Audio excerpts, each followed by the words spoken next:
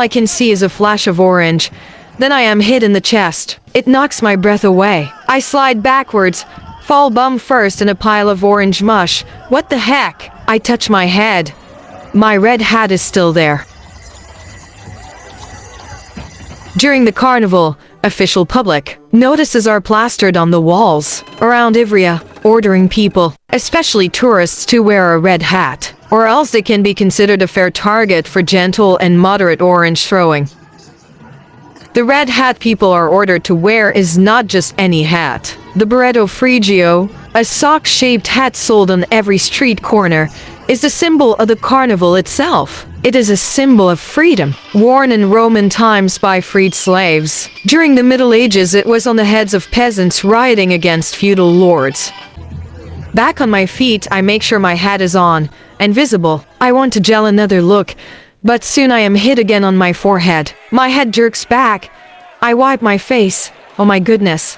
It's blood. I am going to need stitches. Maybe it's a concussion. Then I remember blood oranges. Shivering from the quick succession of shock and relief, I retreat to the back of the square, away from any flying fruit. This is the first of 3 yearly battles. Everybody is fresh and excited from a year-long wait. 9 teams of Arancieri orange throwers on foot, wearing uniforms, hurl oranges at their opponents on horse-drawn carriages, clad in Doctor Who's costumes with padded shoulders and leather-covered cylindrical helmets. An hour into the battle, the square is covered in a thick sludge, mixture of orange pulp and horse manure. It smells sharp, sweet and sour. Arancieri on foot rush back and forth to the sides of the square stacked with orange crates, filling their shoulder bags and baggy tops. As soon as a cart approaches, they charge, bombarding it with oranges. Horses halt for a few minutes. Oranges explode, then the cart takes off again. The Arancieri chase it for a while, hurling the last of their supplies. They wear no protection and walk around with their hair caked in orange bits, juice running down their faces. Some have broken noses, some clutch a side of their face, arms, or ribs. They hold their heads high, shouting their team's war cries. This is the moment we wait for all the year, says Sylvia, holding an orange cut in half on her right eye. She'll be happy to have a black eye tomorrow. She sits with me, sipping a glass of mulled wine. I think carnival is good for our psychological health. During these 3 days, I can let it all out.